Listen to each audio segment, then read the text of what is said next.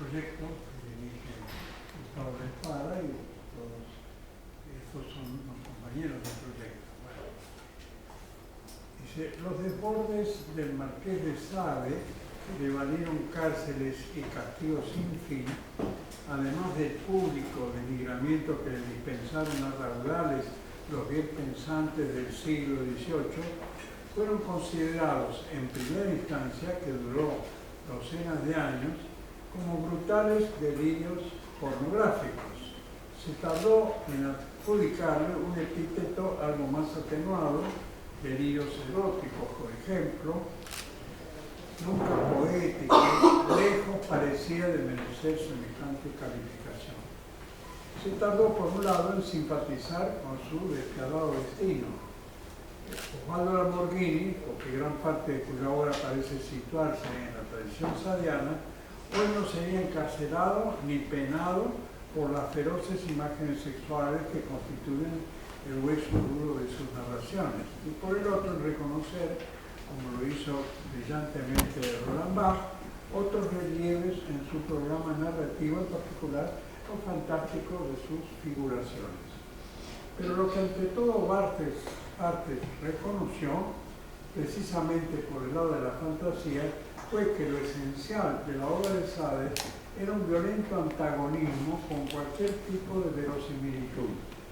Camino que ya había sido emprendido muy atenuadamente por autores como Diderot, y puede reconocerse también en los góticos ingleses, Charles Maturin, por ejemplo. El tema la revista Comunicación, cuyo número 11 de 1968 está dedicada a lo verosímil, llegó a preocupar a los herederos de las vanguardias, a las que se les atribuyó no solo que hubieran puesto en sus textos en cuestión la verosimilitud y sus dictados, sino que postularan lo contrario hasta el límite de la inverosimilitud. Pero la operación sadiana, el ataque a la verosimilitud, tal como lo ejecuta Barthes, se da solo en el orden de las imágenes, que a su vez representan situaciones muy alejadas de lo más o menos corriente de la representación narrativa del momento, así como también de lo que siguió. En eso reside en esta todavía irritativa obra la inverosimilitud. Pero si vemos más de cerca, en la severa corrección a lo que se proclamaba acerca del desborde pornográfico y su desequilibrada relación con lo que podía llamarse erotismo, Barthes respondía, aunque no lo quisiera, a las maneras tradicionales de considerar la obra de Sade. Dejaba de lado, por ejemplo, el hecho de la continuidad de una empresa escrituraria llevada al delirio, tal como fue interpretado por Philip Kaufman en su película Letras Prohibidas, la leyenda del Marqués de Sade. Imagina que, privado de tinta y papel, no cesa, escribe con sangre y hasta con excrementos. Puesto el acento en ello, así como en otros rasgos, podía haberlo llevado a sugerir que, pornográfico o no, inverosímil o no, la acción misma de escribir sin descanso constituía una erótica, o sea que el erotismo estaba en otra parte, y que hacerlo residir en las imágenes limitaba a comprender su índole y su alcance. Es claro que, teniendo en cuenta que el campo en el que había que situarlo era la literatura, se hacía difícil salirse de una representación de una sexualidad que la pornografía deformaba. En última instancia, podría leerse su corrección según una vieja fórmula universitaria: el erotismo en la obra del Marqués de Sade, y no la más interesante y enigmática, el erotismo de la obra de, que nos importa no solo en cuanto a la obra del Marqués de Sade, sino de toda literatura, y en particular de la latinoamericana, que por su acotada definición geográfica y su relativamente breve historia literaria parecería exenta de semejante cuestión, que obviamente no es la única a considerar críticamente en términos semióticos, o sea, en cuanto a significaciones posibles del término en cuestión, erotismo. De modo que tenemos ya alguna distinción respecto de la palabra erotismo, apenas aproximada, pero ¿qué es lo que interesa? Me permito en consecuencia abandonar el punto de partida, o sea, la obra del Marqués de Sade, tan rica en posibilidades de comprensión, y liberado de la carga que implica su vulgar sujeción a la pornografía, para ingresar en el concepto de erotismo, objeto predilecto, como es sabido, de la mirada psicoanalítica, a la que se le debe una precisión fundamental, la pulsión, la fuerza pulsional, para quedarme en lo posible en su relación con la escritura, liberado además de la carga representacional que lo inviste desde hace décadas.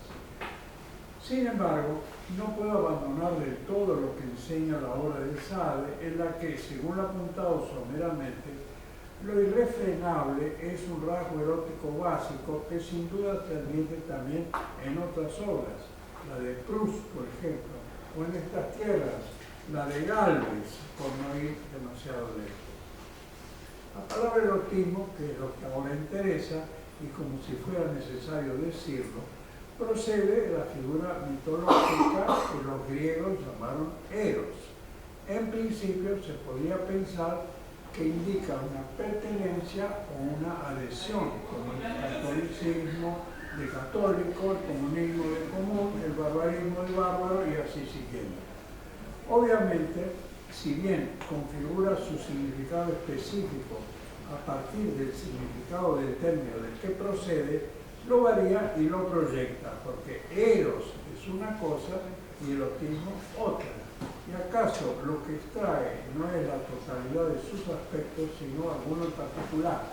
Eros, esa vaga deidad, nace, según Platón, de la conjugación de la abundancia y la pobreza, del deseo y de la falta, esos contrarios reunidos que conforman el amor. Precisamente eso, el amor como objeto semántico, impregna a sus derivados, y como el amor se presenta como fertilidad y en consecuencia como garantía de la continuidad de la vida, no es extraño que haya caído sobre su significado el peso de la sexualidad, que en última instancia es el elemento básico que sostiene gran parte de lo que se entiende por lo general por amor, que básicamente también en Occidente al menos reconoce no obstante gran cantidad de variantes no sexualizadas. Amor maternal, amor a Cristo, amor al dinero, amor a los animales, amor a los pobres, amor al trabajo y muchas otras posibilidades más. En este proceso de apropiación semántica se aplica corrientemente al erotismo ese poderoso significante, la sexualidad localizada en una ejecución corporal, y gracias a tal conversión se lo invoca corrientemente, lo cual facilita las lecturas. Las más inmediatas, es preciso decirlo, necesitan de la facilidad para realizarse. Pero, y a ello me estoy dirigiendo desde el comienzo, hay más y muy diferentes. Si se piensa en un texto como Las afinidades selectivas de Goethe o en María de Jorge Isaac, las aproximaciones no son sexuales, pero no se podría eludir un delicado y omnipresente erotismo. De modo que me atrevería a decir, asumiendo la inflexión, que el erotismo puede ser entendido más bien como, metafóricamente, una sustancia que se aplica, una suerte de tinte que tiñe las relaciones humanas y la vida entera, y por lo tanto puede estar en los más diversos lugares que ordenan el mundo de lo cognoscible. En esta perspectiva, en consecuencia, el erotismo rompe los límites de lo sexual y se nos aparece más bien como un estremecimiento, una palpitación, una presencia, un movimiento hacia, semánticamente hablando. En este punto, la reducción freudiana ilumina el concepto. En tanto eros es fertilidad, refiere la continuidad de la vida y la defiende del principio opuesto, de aquello que en la vida intenta clausurarla, la amenaza de muerte. Freud entiende este enfrentamiento como raigal, una dialéctica pulsional que engendra todas nuestras acciones y les confiere, según la gravitación de uno u otro de ambos principios, un alcance interpretante, pulsión erótica, pulsión tanática. Entre ambas se tiende una rítmica que constituye además el basamento de todo imaginario. Una y otra, en una eterna controversia, organizan y desorganizan el sentido, razón por la cual están en todo gesto de empresa humana. Pero lo que intento precisar ahora, libre de la presión de la sexualidad y de la representación de imágenes y aún de la fuerza de la pulsión, pero impregnado de todo ello, es de qué modo el erotismo está en la escritura y su radicación en la literatura, qué forma adopta y cómo podemos reconocer ese estremecimiento que nos acerca a la vida como continuidad en lucha contra el mortífero cese. Empiezo por preguntarme cómo se reconoce el erotismo en oposición a lo que no lo es. Si se habla de reconocer, es porque se ha conocido algo antes, que puede ser preciso, por ejemplo la continuidad, o difuso, algo que se reporta o que manifiesta una cualidad, de definición o no, pero que de algún modo está inscrita en la memoria de quien lo está percibiendo. Sí, como en toda teoría sobre el erotismo aparece como rasgo central su carácter deseante, como lo destacan quienes han pensado sobre este tema, cabe preguntarse en todo caso deseante de qué en la escritura. Se diría que ante todo deseo de producirse o de lograrse, deseo primario de todo comienzo de escritura y consecuentemente deseo de lograr un efecto que puede ser de doble dirección y que naturalmente tiene que ver con la operación lectora. Por un lado, dejarse llevar por lo escrito, por el otro, actuar, ya sea aprender, ya sea sentir, ya moverse y buscar. Si esto es así, probablemente el deseo de la escritura sea el deseo del otro al que se intenta seducir, entendiéndose por tal cosa convocarlo, incitarlo a entregarse y a responder a un llamado, hacerlo vibrar con un mensaje. Se diría en este sentido que la seducción, que notoriamente se da en la primera experiencia de lectura, la inolvidable, como la del primer amor, sigue actuando en las posteriores, aunque como en toda operación seductora, quienes son objeto de ese llamado también pueden ser impermeables, abandonar un texto difícil apenas emprendida la lectura, pueden resistirse, empeñarse en seguir y sentir que el texto se evade, ceder, sumergirse en el texto y hacerlo suyo, enfermarse, dejarse dominar por la escritura de un texto sin poder escapar de lo que provoca, recordarlo, referirse a él para iluminar toda clase de situaciones y muchas otras posibilidades. Y como se trata de seducción, necesita de un agente seductor, intencional o no, pero que va en esa dirección, que tiene esos objetivos. Y por agente quiero entender una manera de dar forma a la escritura de modo tal que se produzca un efecto, ya sea el inmediato de la significación, ya el inmediato de la retención.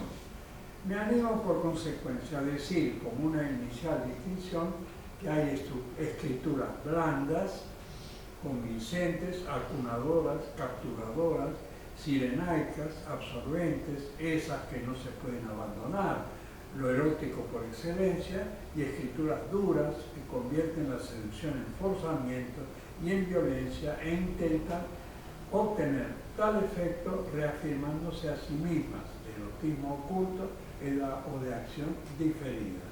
Las blandas, Proust, Darío, Monterroso, García Márquez, Saramago, Marosa y Giorgio, son deslizantes, buscan convencer sin necesidad de argumentar, tal como ocurre en cierta poesía.